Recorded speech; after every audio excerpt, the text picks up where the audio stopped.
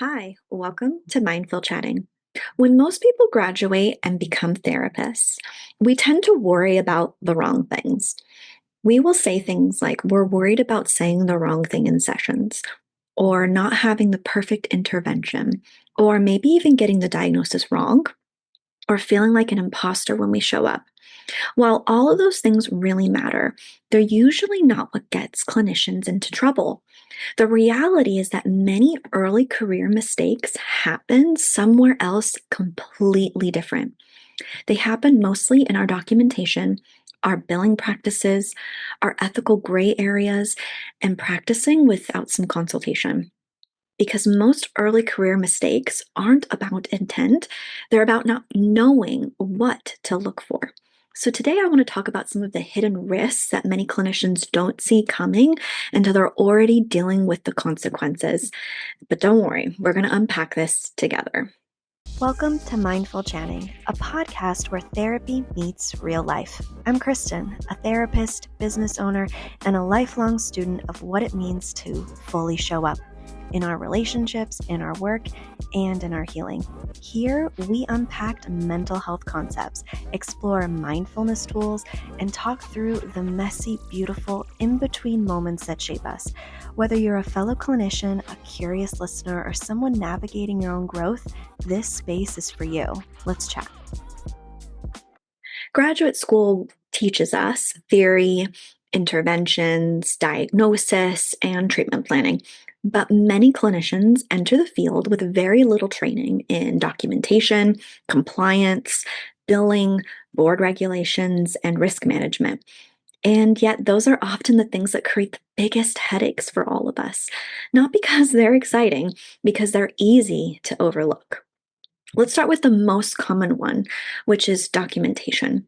Most clinicians know they need to do their notes, but many don't understand what documentation is actually a legal document. Any documentation problems are often not about what's written, it's about what's missing within that document. So, common issues could be incomplete notes, just not filling the entire thing out. Vague interventions. Are you really actually addressing the modality in your note? And what interventions within that modality are you using? Missing treatment updates. Are they doing treatments outside of our sessions that could be hindering or creating progress within their treatment? Could there be treatment updates about how they're doing within their objectives within our own treatment that maybe we're just not documenting enough? It could be inconsistent documentation. A lot of times I'll see things where in the mental status of their thing, they're saying they're great, but throughout their note, they're saying how much they're struggling. That's inconsistency without the note, which is really easy to go, is your note really accurate? A lot of copy and paste errors. A lot of people, and I've even stressed this on the podcast, of using sentence stems to kind of help you build and formulate things within your notes. You have to be really careful about copy and paste errors, even to the point of using the wrong pronouns can make you look not credible within the legal document. Or just late documentation. Not being able to submit that on time or within a 72-hour period, one could also hurt the billing, but could also really help or hurt you within your credentialing of, do you really know what was going on in that session if you wrote the note 2 to 3 months later? One thing I always tell supervisees is if somebody reads your note 6 months from now, would they understand what happened and why? I also like to take some other examples of these documentations are not only to help the client and understanding progress in treatment, but they're also there to help you. If you are subpoenaed or depositioned in any kind of legal case, you only can speak to your note. So if you wrote in one sentence that you did downward arrow, you really can't speak to what else happened in that session because you didn't document it. And so it's really important to, when you're subpoenaed or when you're depositioned, because let's be honest, when we're doing that, it's not because it happened a month ago. It's probably years ago. And so your documentation is there to help support you, to jog your memory of what really happened with that client during those sessions. Because at the end of the day, that's all you can really speak to. I also want to think about insurance expectations. Your documentation shows why they needed that service. What interventions did you provide to that client? How did they receive them, and why in that document it was medically necessary to have that session? If you don't write to those things, insurances could go, you really didn't do anything, and now we're going to have clawbacks. Clawbacks are basically we're going to come back and ask for the money that we paid you back, whether or not you have it, whether or not you actually did good treatment care. So, one of those things that was told to me in graduate school is if you didn't document it, it didn't happen. So, do that same thing within sessions. We also want to think about how documentation is about the difference between confidentiality and privacy. Now, within that document, we protect privacy. So I may not talk about domestic violence that's been going on, but I may talk about the relationship issues. I'm referencing the same thing, but I help the client with their privacy. You don't know who's going to have access to these notes or what your client is going to give you rights to have access to. So you want to protect the client's privacy and obviously protect confidentiality within those notes. But you can address things without actually referencing them completely unless it's about safety or certain topics that need to be addressed within that note. It's so important to create documentation systems that help you to efficiently and effectively make sure that you're addressing all of these key topics within your documentation. The next thing I want to talk about is billing mistakes. This is a huge one because many clinicians assume if I didn't intentionally do anything wrong, I'm fine. Not necessarily. Billing errors often come up from incorrect CPT codes, documentation not supporting the billed services that you did, time inconsistencies, misunderstanding payer requirements, and billing for services that were not properly documented. And the scary part is that many people don't realize there's a problem until much later. This is really important. And a lot of this is like user error, to be honest. A lot of us think that we're doing the right things. But let's be honest, in graduate school, they didn't teach you how to bill correctly. They didn't teach you how to talk to insurance companies or ask what they need. A lot of this is reading a lot of your contracts when you do get contracted with insurance companies. But most insurance companies have templates of things that they need within their notes. Using a SOAP note, which is subjective, objective assessment and planning, is a really good start of a template to use in your notes. So, subjective is what is the client reporting to you? Objective is what are you seeing within the client? The assessment is what are you doing within that session? What modality are you doing? How do you think the client is doing? What kind of interventions did you use based on what the client is reporting and what you saw? And then the plan is what am I going to do the next time I see this client? How are they progressing within treatment? What needs to happen? Do I continue with my focus or do I take a different direction? What was their homework? What is the client going to work on in between sessions? Another thing that insurance companies like to use within documentation that I've kind of referenced before was the medical necessity. Why did they need to see you? What was going on with them that you felt like you needed to use 53 minutes of intervention for them? And what is it going to help within that documentation that's supporting their current diagnosis? So that could be symptoms, that could be presentation, all of those things that we think don't need to be in every single note. Unfortunately, with insurances, they do in order to be documented correctly, but also being used to be billed correctly. You also want to make sure that your time consistencies. So if you start on time, absolutely wonderful. If you end on time, great. But if you have those little things where maybe you're ending at the 52 mark, but you're billing for 53, it's not going to work. You got to make sure that your documentation actually reflects when you saw your client. And a lot of this is making sure that when you're billing, you're actually documenting the services that you're billing for. Because again, if you didn't document it, it didn't happen. For any clinicians tuning in, if insurance billing is the part of your practice that drains your soul, Headway will be your best friend. They get you credentialed, send you referrals, manage your billing, submit your claims, all the stuff none of us went to grad school for. It's free to join, and honestly, it's been a huge support for therapists who want to take insurance without drowning in the administration part. My link is in the show notes if you want to check it out. Now let's talk about some ethical gray zones. And this is where things might get a little uncomfortable because ethics isn't always so obvious. Some situations aren't clearly the right or wrong thing to do. There are a lot of nuances within them. Examples could be like dual relationships, maybe social media interactions with your clients, texting clients, gifts, boundary crossings, documentation requests, maybe letters and forms. The challenge is that newer clinicians often look for black and white answers when many ethical decisions live in these gray areas.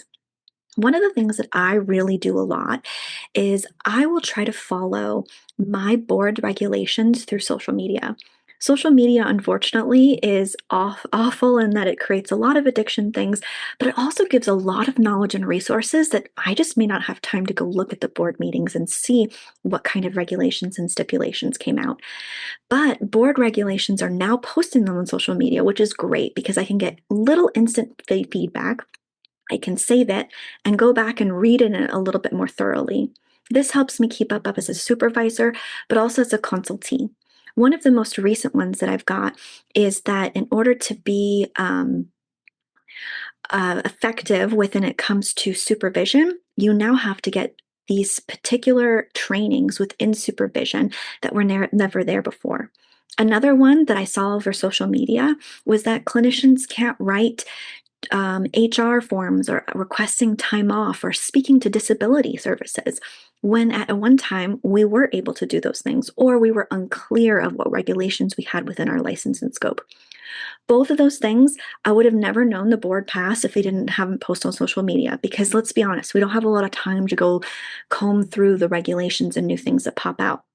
So following them, keeping tabs on them, that's probably the best way that you're going to see about ethical nuanced situations so that if they do pop up in some way, you at least know how the board wants you to regulate yourself in those particular moments. Another thing that I really want to focus on is the danger of practicing in isolation. And this might be one of the biggest risks, I think, of all, trying to figure out everything on your own. Because what gets clinicians into trouble isn't usually the ignorance, it's uncertainty without a lot of consultation. I've seen clinicians hesitate to ask questions because they don't want to look like they're inexperienced with things. But consultation isn't a sign of weakness, it's a sign of professionalism. The best clinicians I know still consult. I still consult. I may even consult with clinicians who haven't been doing it as long as me because they may be thinking about it in a totally different way. They're going to be even clinicians that are pretty new, even though I may be considered a seasoned one. They just got out of school. They may have different regulations and rules that they may have been educated on that maybe I don't know about. So just because you're talking and you're consulting with people, do not think of experience as the only way of consultation. Think about different ways of looking at things that other people may not be able to do that. And here's another thing which might be kind of weird is that confidence can also be kind of risky too. Inexperience isn't always dangerous. Sometimes overconfidence is, because the more confident people become, the less likely they are to seek supervision. They're less likely to ask questions and make a lot more assumptions, and they're less likely to seek feedback from people. And that's where a lot of our blind spots grow. Risk management has always been taught in a way of fear. And I think some people need to hear discussions like this and they'll assume that, oh, now I'm supposed to be afraid of something else. No, risk management should not be fear-based. It's about awareness. The goal isn't to become anxious. The goal is to become more informed, because the more informed you are as clinicians, we can make better decisions. Here's a quick note for my clinicians listening. If you're looking for a charting and practice management system that doesn't make you want to scream, well, guess what? I use TherapyNotes. It's clean, reliable, HIPAA compliant, and honestly saves me hours every week. You can try it with my link in the show notes. So here are 5 things that I think every clinician, even if they're new, should start doing. We need to start develop documentation systems really early, right out the gate. You need to create templates and workflows to create consistency within your documentation practices. There are a lot more tools now available to you than I was when I first started. Use them, and then you can tailor them and make them more specific about what works for you. But make sure that you're getting those key non-negotiable necessities within your documentation and do that right out the gate. The next is I need you to learn some billing basics. You don't need to learn how to bill and code. You just need to know that if someone else bills for you, you understand what the hell they're doing. Because I can tell you right now from my own personal experience, I have had billing practices and billing people come in and take advantage of me because they think that I don't know. So a lot of this is sometimes I will start billing, especially in the beginning, on my own. I'll learn all the mistakes. I'll get the denial letters. I'll get all of their explanation of benefits because I want to learn. And then as things get a little bit heavier, add a billing service. But then you need to know what questions to ask. You need to know what kind of billing service are you looking for? What are they really doing behind the scenes as they cut off a percentage of your claims? You need to know all of this information. And sometimes it's doing some of the billing basics on your own. You need to consult more than you think you need to, especially when you're unsure.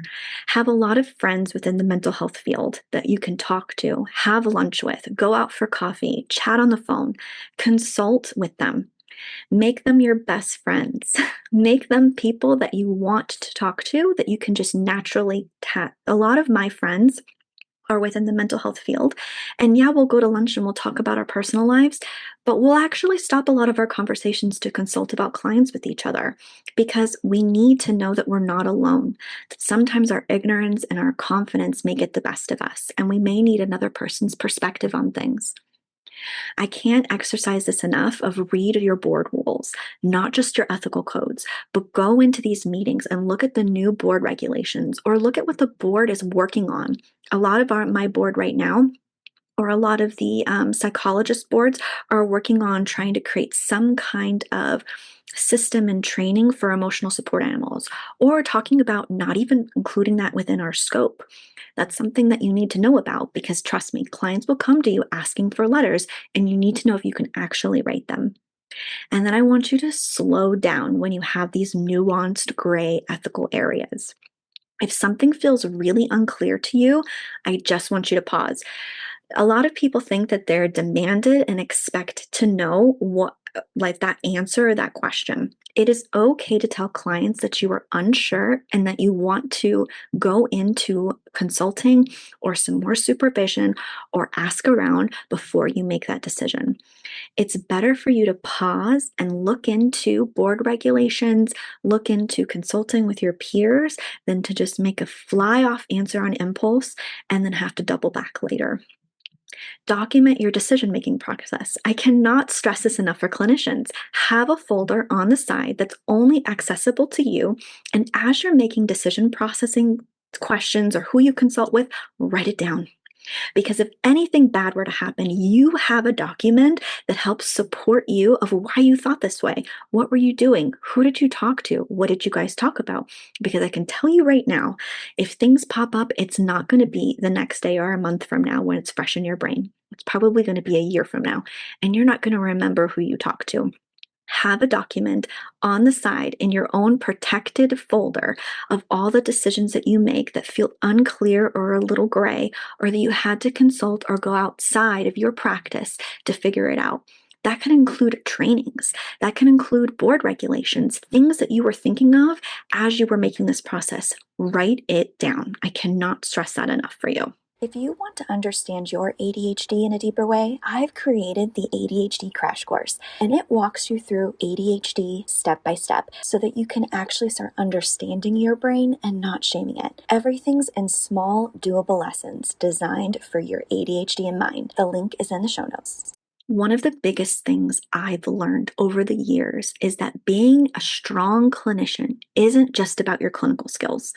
It's about developing professional systems, documentation systems, consultation systems, decision-making systems, because those are the things that protect both you and your clients over time. Looking back, I don't think the biggest lessons I learned came from textbooks. They came from consultation conversations. They came from supervision. It came from my mistakes. It came from maybe near misses and hearing other clinicians share what they wish they had known sooner. I cannot stress to you about how my systems and templates and things that I've done have changed over the years because of these nuanced gray areas that made me think, oh, shoot, what if this does happen again? I need to protect myself. I need to protect my clients. I need to protect my business. So, a lot of these things as seasoned clinicians that we tell new clinicians about are because we were once in it or we heard our friend go through that. Listen to these advice giving things. It doesn't mean that you have to take off with them, but remember them when you start to develop your own templates, your own systems, and when you go into private practice, when you're doing it on your own. But don't worry, I'm here to help you along the way. I want to thank you for joining me, and as always, be gentle with your mind. One more thing before you go, and this helps me personally, staying present and grounded, which we all need, especially when your brain wants to spiral into disconnection. Me too. It's Brain FM. It's musically designed to help ADHD brains, well, really anyone's brain, focus, relax, or sleep, and I use it almost daily. If you want to try it, I've dropped my link in the show notes. And if you're looking for planning tools or ADHD-friendly resources, I'll keep a list of my favorite links in every episode.